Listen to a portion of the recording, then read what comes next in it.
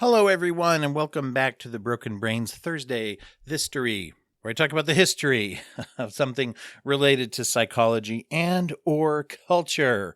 And today we've got a delicious scoop of both, hopefully an award-winning scoop of both, which will make sense when you realize I'm talking about the history of the Michelin stars. I said that a little French, maybe, because it's from France. Oh, gee, guys. Why am I talking about a restaurant rating system? Well, one of the things that is inseparably connected to psychology ever since the early days is advertising. One of the original goals of psychology is to adequately assess, predict, and yes, control behavior. That's the definition of psychology when I signed up for my first undergraduate psychology course. The last one sounds much more sinister. Unless you look at the fact that psychology is developed also adjacent and related to the healthcare, model, which would be to control someone to become healthier and happier, would be generally, I guess, what that's supposed to mean. From a social psychology perspective, it's to also look at how the controls work in our daily life. And there is, I don't know if there's anything that's so present and so manipulative, if you will, and also controlling and all those things as advertising. And that's a big part of a capitalist system in particular. I don't know how much that goes for other countries that have less capitalistic focus. I believe it still exists. And if you're going to design an ad and you want people to buy your stuff, you need to figure out how to present it. And some people are very clever about that. And that's why we're going to talk about the Michelin star. Now, if you're not familiar, maybe you're going to turn it off. If you're not familiar, the Michelin star is a star or a set of stars, depending on how you do, that is awarded to a restaurant, or in particular, rewarded to restaurants, not chefs. So that's a very interesting thing. If you that's why if you go and Google and look up things about Michelin stars, like maybe I just did recently to learn about this, you will see chefs who are well known, who are well respected, and also celebrity chefs as well, who have, we're talking in the dozens of stars. It looks like the most awarded Michelin star chefs in the world, just looking at a list I found in Blog Placement International under an article of the same name. Who are the most awarded Michelin star chefs in the world? They've got listed the top few. Joel Robuchon, who has 31 stars. Alain Ducasse, sorry if I didn't say that right, has 21 Michelin stars. Gordon Ramsay, if you're familiar, with 16 Michelin stars. Anybody see that video where he got all hurt? Oh my gosh, he showed off his bruise from his injury. Oh my word, poor guy.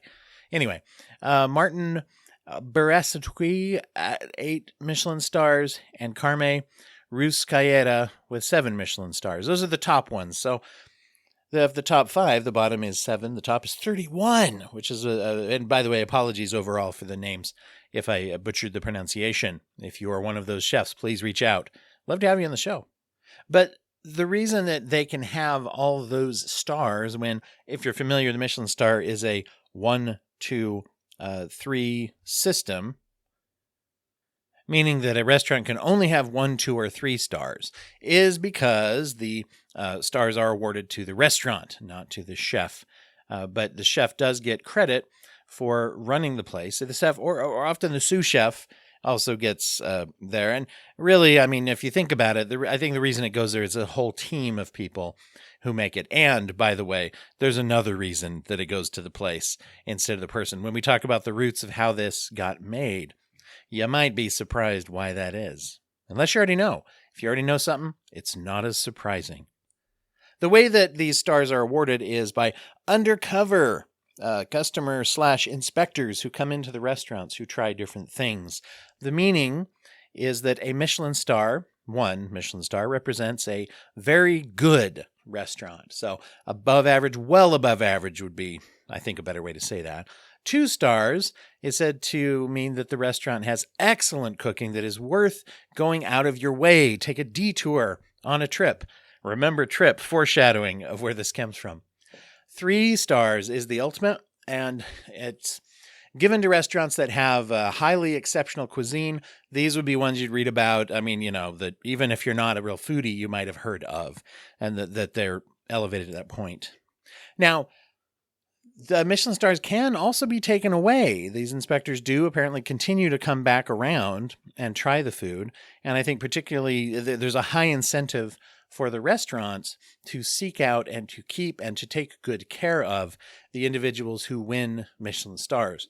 So if you have someone leave to, say, start their own restaurant or do something, which, the amount of attention, notoriety that can give could theoretically help somebody to do that. So if you have a chef in your restaurant who has helped to set the stars and they're not an owner or a part owner, good chance they may move on to something. And so then you'd be looking for someone who maybe has that experience or who is very, very good to help maintain those stars. It's become, quite important, of course, in the restaurant industry, especially in high dining. And there are many people who, look at maybe the option of going to a 3 Michelin star restaurant, super highly rated, oftentimes very expensive. And some people, even if they're not going to eat at places like that very often because of the pocketbook, may view that kind of experience as a bucket list, even kind of a thing to go and have a special experience that is even more about the experience than it is about the food, to be honest. And that's really in advertising what people are selling is a brand or a picture of something, a sense, an aesthetic of what you're getting into. Now, I'm going to go off a little deeper here into why this is a psychological trick that is very, very well executed as well. This, by the way, has been the sample for those of you who are not patron subscribers. So those who are, now is where we forge into the real history of kind of where this came from and how it blew me away the first time I realized. So one little way to start with this is if you have ever noticed that the Michelin star shares a name with the Michelin tire company for your automobiles. Well, that is no coincidence.